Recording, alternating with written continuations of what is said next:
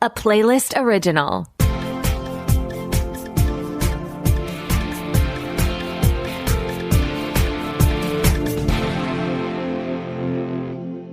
Welcome to the Pilot Podcast, where we review the pilot episodes of TV shows to answer your question, should I watch this? My name is BJ. And my name is Mitu. And this week, we're watching The Royals on Netflix, Snakes and Ladders on Netflix, Forever on Netflix, and Star Wars Tales of the Underworld on Disney+. So stay tuned to the end to find out what BJ's B&B twist idea would be. Oh, you're going to hate it. Oh, no. I know I will. Until then, why don't you let us know what happened in The Royals on Netflix? Sure.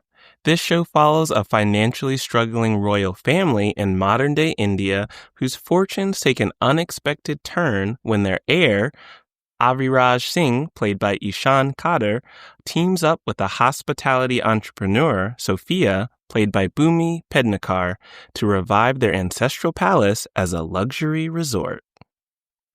So, Mitu, what did you think of this rom-com love story drama? This is classic rom-com stakes, and that's what I love about it, because it makes no sense, but that's good.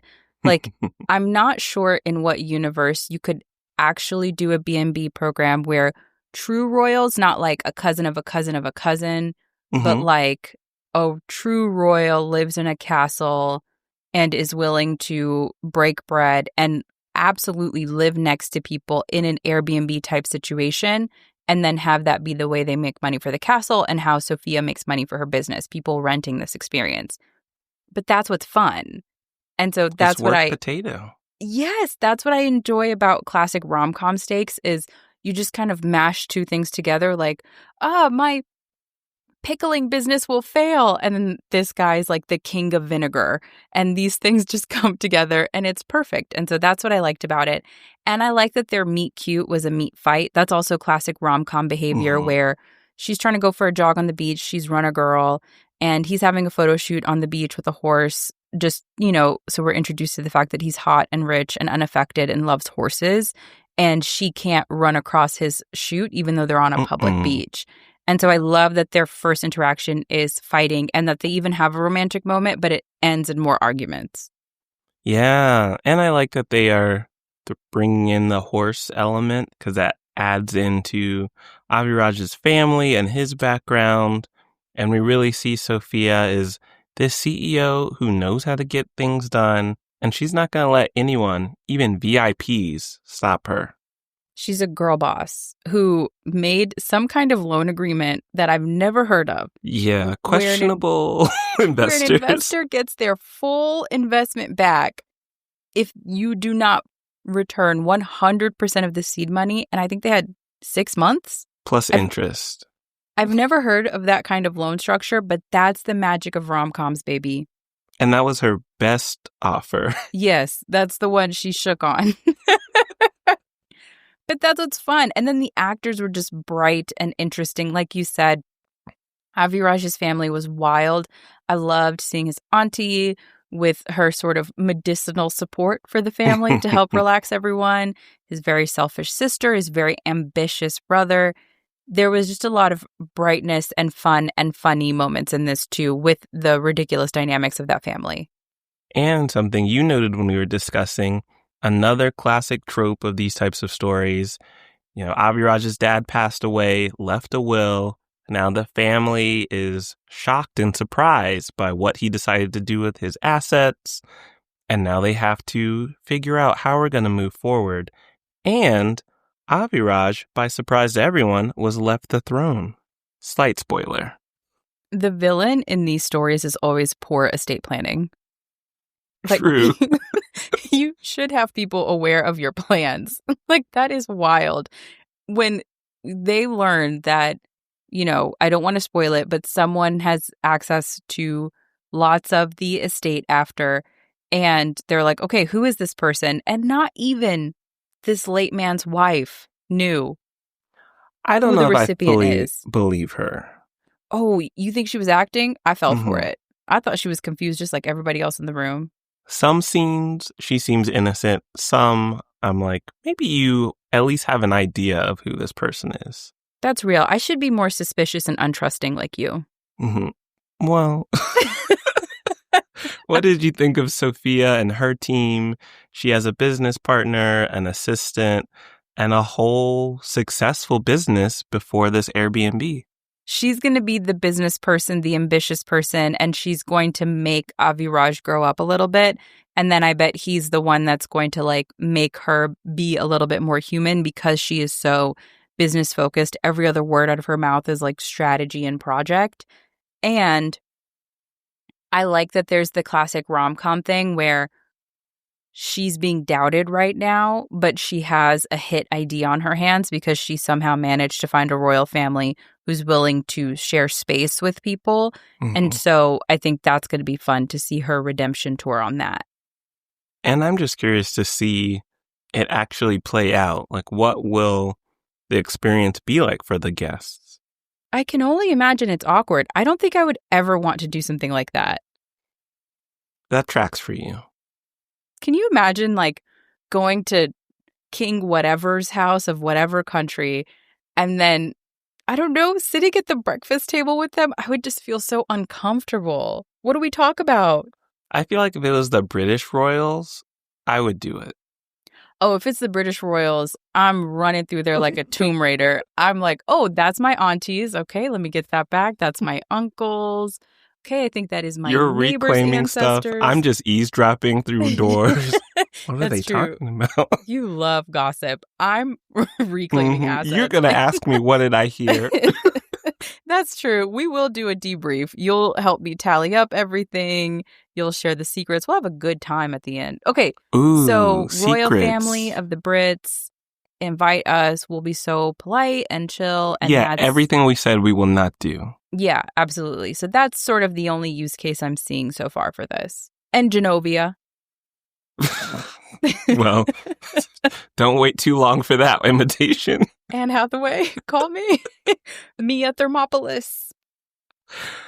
So, Mitu, do you want to see more of Sophia and Aviraj in The Royals on Netflix? Yes, I feel like I say this all the time when it's a really fun and watchable show, but genuinely the only thing that stopped me from watching more of it was schedule. Just time. I didn't have time before recording with you. I would have pressed play right on the next episode. This was fun. I know. You will probably finish this pretty soon. Rom-com Hive, y'all need to watch this seriously. Tap in. And I think it is good. This is a great pilot. I would watch again casually. I like how they're setting things up between the two sides and their interactions. Yes, it's a little convenient that they keep bumping into each other, but that's the charm of this type of story. Those are rom-coms. So how about you take us from a rom-com to an elite private school? You're talking about Snakes and Ladders on Netflix. Dora, played by Cecilia Suarez, is a prefect who has ambitious dreams of being principal of her prestigious school. And she becomes involved in a dispute between two students, which will change her entire life trajectory. So, Mitu, what do you feel about Dora, who is ambitious, but also very ethical? I love that the opening lines of this show is a very light spoiler, is just us understanding this is a lady that loves rules. Those are the 5 letters she's most obsessed with, RULES. She loves Ja Rule. She loves rulers. She's just a rule girl. And I like that we have Cecilia Suarez in this role because she was kind of similar on House of Flowers. She is this person who is trying to be ethical and just a lot of mess happens around her. And so I enjoy that we immediately see Dora's ethics compromised in this show. There's not a lot of like hemming and hawing. There's not a lot of like, will she sort of start compromising these ethics to figure out her way through this family conflict? We just get to the fun immediately. And I think they do a decent job showing that it is complicated. Yeah. Because at the start, she tries to maintain her ethics, and all that does is make everyone involved upset. Yes, she tried it one time right at the beginning, and everybody yelled at her. The people who were right, the people who were wrong, people who were left, the people who were up and down said, try again. So I like that they show Yeah, in our modern society, ethics aren't clear-cut. Now, I think she's taken it to an extreme, but it is interesting to see how she tries to live by a moral code. She interacts with her son and is also strict with him. But in the end, she does have a goal that seems to be more important than ethics. And each of these families in this conflict between two kids that she was watching on the playground have power that she can access. We have one of the fathers, Vicente, who is the consul from Spain to Mexico, and his wife, Tamara, played by Marimar Vega. Vicente is played by Martinho Rivas. And then we have the father of the other child involved in the conflict, Olmo, played by Juan Pablo Medina, who doesn't have the same, government power, but he's extremely popular amongst the parents, which she needs to win the vote, which is a popular vote, to become head of the school. You know, when someone's rich and throws nice parties, they probably do have connections with everyone, which is good for elections, versus you have someone who's threatening more of a political type of threat. And I don't know if that's going to affect someone at Dora's level as much. So she's trying to think local and global.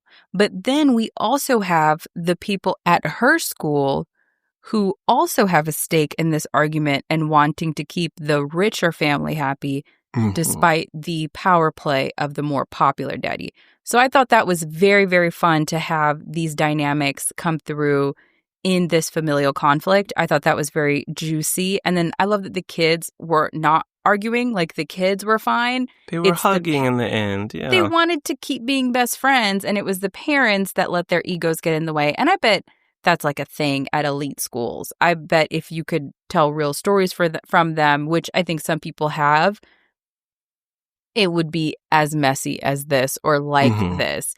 And I like that there are some kind of weird relationships within these parents because they're not all strangers. Yes. People in this area have known each other for a long time. We know this school has ties to upper society, to governors, to wealthy businesses. And so, like you said, everyone has their own motivations, and a lot of those are wrapped up in what Dora decides to do. The only other thing I'll say about this show, fantastic ending. So many fun action sequences in the last 6 minutes. And then you raised the ending credits. Fantastic. Yeah, all the way through the credits. They do fun little dance at the end, which I think is a nice contrast to all the drama that these characters are involved in. Very upbeat. Surprisingly, because those last 6 minutes, quite a tone shift. We hit every 7 deadly sin. We just hit them all. Yeah.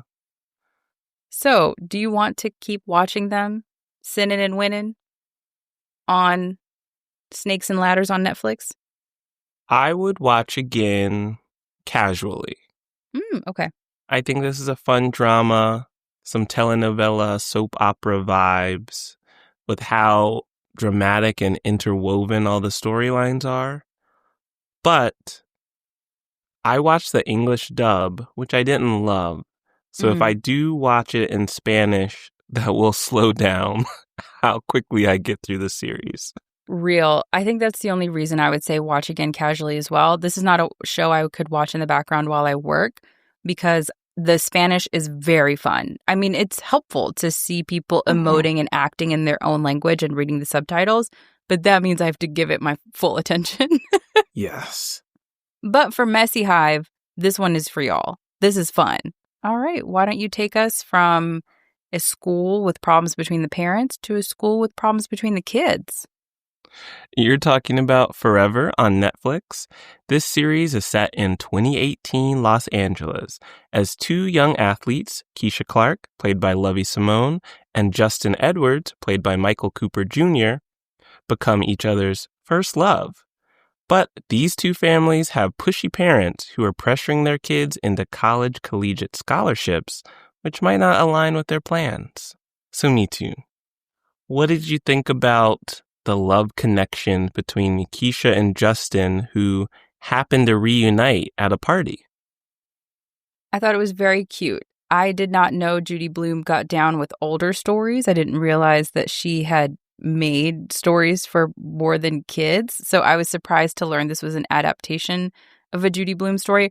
Also because the cast is Black. So obviously the creator of the show, Mara Brock Akil, took some creative liberties there.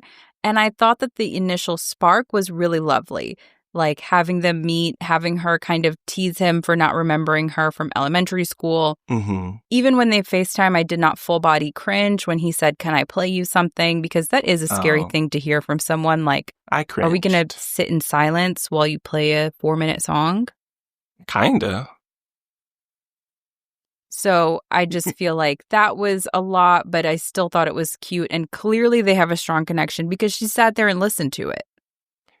She, I think from the start, had a strong crush on him. Yeah. And it felt like she was trying to not convince him, but like get him to realize, oh, maybe this could be worthwhile. And I didn't love that.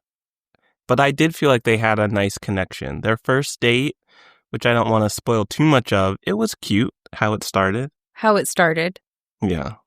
At the very beginning, it was nice when they The were first half. Shopping and holding hands and had eating dinner. the ramen. Yeah. That was nice, yeah. And then it sort of turns into a show where we kind of hazed Keisha a little bit. Not a little bit. I say that as just a general phrase. They beat Keisha down in a way that made me uncomfortable as a viewer. I did not realize that this show had some elements of revenge porn and she's being teased at school and Justin's friends tease her and, you know, she just gets beaten up from every angle. She does not have maybe the most understanding home because her mom is so busy working hard, working 2 jobs. And then she does not have a supportive school environment. No, everything is working against her. And I think she's also hesitant around Justin because she's aware of some of the socioeconomic differences between their families. Yes. So that's another layer of like, do I accept gifts from him? Like, how is he gonna misinterpret that? And then, as you said, there's the revenge porn element where Justin then learns what apparently everybody is saying about Keisha behind her back. And then we see her all the way to the very last scene suffer. And that is rough. You pointed this out when we were talking about this show, that it should have been like, let's say, 2 awkward teens or something, like more equal footing. Whereas we see Justin is just like kind of awkward, like he's kind of weird. It's 2018 and I like anime, even though it's already very popular then. And then the flip side of that could have been Keisha having like a weird hobby, let's say. And instead it's like the revenge porn, the teasing, the non-supportive adults around her. And then the person who did the revenge porn, her ex-boyfriend, is extremely popular. We learn he's like this D1 athlete recruit and highest ranked athletes in California. And so she just never sees the end of him. She said he's like a ghost that's haunting her. Everyone likes her ex, which means everyone is comfortable with this revenge porn storyline. Yes. And I think she's trying to get through it by focusing on getting into Howard. And her grandfather, to some extent, seems to be a bit of a support. Yeah. But she doesn't seem to see him frequently. And I don't think she could be like, Grandpa, someone revenge porned me. Right. She's not going to tell him everything. He'll be there as like an emotional shoulder, but she's still bottling it up. Yes. The positive I will give this show is that it feels so cinematic in how it's shot. I felt so moved by how it was filmed that I looked up the director. It's Regina King, the icon. Because there's this tone of the show, like literally the way it appears to be color, toned, treated, that makes it feel almost surreal. So as they're falling in love, as they're in this dreamy state of their date, as they're dealing with like peers and things, it almost feels fuzzy, like 2 kids believing that they're truly falling in love. And they are. I don't even want to say believing, because it's like your feelings are very big at that age, and they're feeling big feelings for each other. Like you said, Keisha, more so than Justin. But I thought the way that it was shot, even as I was getting very frustrated at each scene, was very, very beautiful. And I think the way it was shot and your frustration shows how the show gets good emotional engagement. Yeah. Because throughout this, I did find myself caring about Keisha and Justin and their relationship. I was upset and frowned and was angry with the way their first date ended.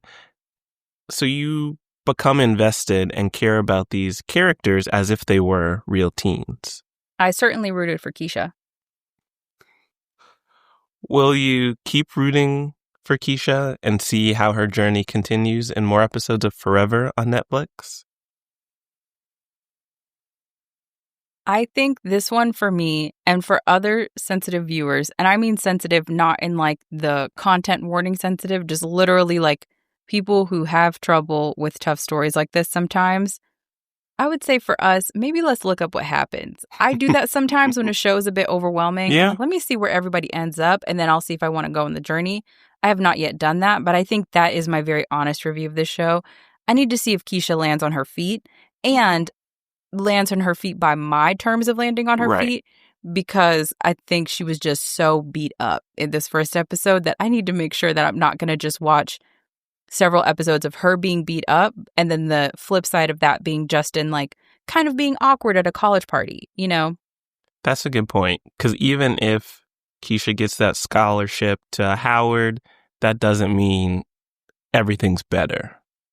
I mean, at least it'll put a whole country between her and that neighborhood. That's true. Switch coasts. Just get away, girl. I think I would watch maybe while cooking, a little distracted. I'm also curious to see how the story ends, but I guess that highlights that I'm not as interested in seeing how it gets to the ending. So maybe, BJ, you'll tell me how it goes, and then listeners, email askthepilotpodcast@gmail.com. We've now tasked BJ with letting us know if Keisha lands on 2 feet in a way that feels good. Right. Okay. While I consider whether or not I will accept this job that you've offered me. This Mission Impossible comes out soon. How about you tell us about a mission in the Star Wars universe? Ooh, Tom Cruise, you'd be so proud of us. You're talking about Star Wars, Tale of the Underworld on Disney+. We're dropped into the galaxy's dangerous underworld, focusing on 2 iconic villains. In this first episode, we follow former assassin and bounty hunter Asajj Ventress, played by Nike Futterman, who has been given a new chance at life. So Mitu, as a big Star Wars fan, as Huge. a lover of all things Star Wars, Yes. what did you think about seeing this well-known assassin in this new stage of her life? When you say well-known, like she's in the movies? I don't know. You're the bigger Star Wars fan than me. Okay, so here's the thing. I really liked this first episode. Do I know who Asajj is? No. Did I not know who she was until she literally introduced herself at the end of the episode? And that is when that happened? Yeah. So maybe that's a testament to the storytelling here. I had no idea what was going on. I didn't even really remember what Jedis were. I'm so sorry to the Star Wars community. I know it's like magical people and Wow. the lightsabers. I almost called them swords, but I'm smarter than that. Saber, sword, yeah. I thought the story was just so beautiful. We open with, as a very light spoiler, I just don't believe that this is a spoiler. It's in the first seconds. Fine. Yeah. She comes back to life. She's given an opportunity to stay dead or come back to life, but the cost of coming back to life is shifting her heart's desire. Classic. And I thought that was so interesting because that means that this very determined woman, whom I'm very, very familiar with, but in the first few minutes of seeing this episode, I understood that she had a very clear worldview, a clear understanding of what she wanted, and now she had to flip that on its head, and I thought that was fascinating. And I think they do a good job of showing how much she's changing. We hear that she was this dark side assassin, and yet she is looking out for people in this episode, defending people, trying to help people around her, which seems like something a Jedi would do, but she clearly states, I'm not a Jedi. Yeah. And so you really see that in this new chance at life, she has changed how she approaches things. Whether she wants to or not, I think it's like in her. Because there the are force. times where it feels like she does not want to do something. But yeah, maybe that force in her is like, no, girl, sorry. That's the deal you made. She helps a very, let's just say, fresh Jedi who needs some more lessons. And you can tell how frustrated she's getting, but she still helps him. I genuinely cackled several times. There's a point where she's protecting this Jedi, and I'm going to call this a coworker is also helping her protect by just being silent. But then all of a sudden, the person looking for the Jedis is like, we have a reward. And the coworker went, a reward? They're right there. And that just made me laugh so hard. And then the little baby Jedi also cracked me up when they were talking about trying to find this safe place for Jedis. And they were like, yeah, it's, it's for young people like me and old people like you. And then caught themselves because you fully were calling Asajj old to her face. But that made me laugh because that's something kids do where they just like accidentally say something just deeply offensive. And so I thought that was very funny. And then their fight scenes both were like so entertaining, but also very funny. Like watching the young Jedi attempt to use the Force on like the mind trick thing was adorable. And then watching her use it well was really cool. And we see how powerful she is with her ability to use the Force. There's multiple lightsaber battles, and there's a really good lightsaber battle at the end of the episode. Yes. That shows off her skills. So you recognize like she's top tier when it comes to lightsabers and using the Force. 5-star recruit. And they do all this in a 16-minute episode with credits. What a tight and well put together package. I just loved that. I love quick storytelling. I love when a story understands itself. They know they want to do these short stories about specific parts of the Star Wars universe. They didn't drag it.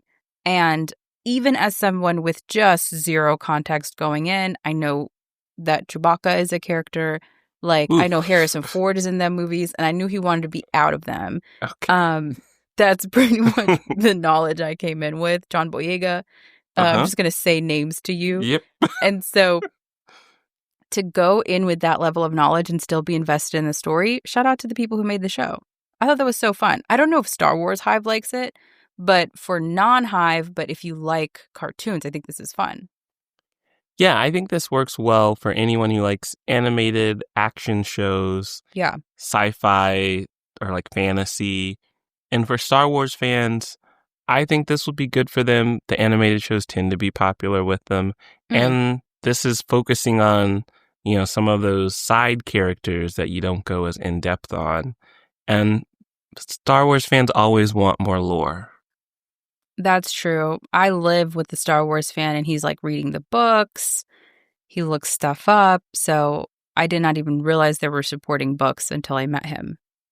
But now you're a Trekkie, and you're like diving deep in that world. So you know the lore. Yeah, sure. But I think we got into it a little bit already. Do you want to give our official ratings for Star Wars Tales of the Underworld on Disney+? I would watch again, seriously. It's a 6-episode series, a quick journey. Yeah. And it's fun. How do you feel? I completely agree. I'm knocking this out in one afternoon. It's so fun. You heard it here first. She's going to be devouring, just knocking out all these Star Wars shows and becoming a true Star Wars fan. I mean, we're talking about a commitment of like about an hour. So this is the start. Happily give that to specifically Star Wars Tales of the Underworld. Shout out to y'all. Y'all got me. And you get hooked. To Star Wars Tales of the Underworld specifically. And that's the start of you becoming hooked to Star Wars. Tales of the Underworld. Exactly. That's the full title. Anyway, do you want to know my bed and breakfast idea? No, because I know it's going to involve my house. Go ahead. It was, but I changed it. Oh, okay. It's called B&B with Mitu. And you see how your name starts with a B? Do you see how I thought it was going to be about BJ, but then you still bring M into it? How? Because BBM. People Another B. loved BBM back in the day. Okay. Old. Think about this. You know how some people just don't have that good friend, don't have someone to have breakfast with, don't have someone to lounge in the pool with. Uh-huh. B&B with Mitu. You are a luxury B&B travel partner. Oh, okay. Our clients pick a destination. Ooh, I want to go to Hawaii. Mm-hmm. They invite you, pay for your air, your travel, your food, Okay. souvenirs, and you stay at the Airbnb with them and keep them company. You watch a movie, you hang in the pool, you go to dinner, you climb a mountain, you snorkel. Okay. So you've named all activities I enjoy. I know. It's just when you said you keep them company, I started to feel like a lapdog. And the issue is, would we be talking to each other? Yes. And we'd share the same space. We wouldn't do like two separate homes on the same compound or something, like assuming they're super rich. I mean, maybe if it's like there's a guest house on the property, you could do that. But otherwise, maybe you're on the west wing, they're on the east wing. That's really shared. And you have breakfast together every morning. I think I don't consent to this. That's okay. I'll talk to the board about it. We got investors who've already put in money, and we have 6 months. 6 months to return 100% of their seed funding investment. So we'll figure it out. Okay.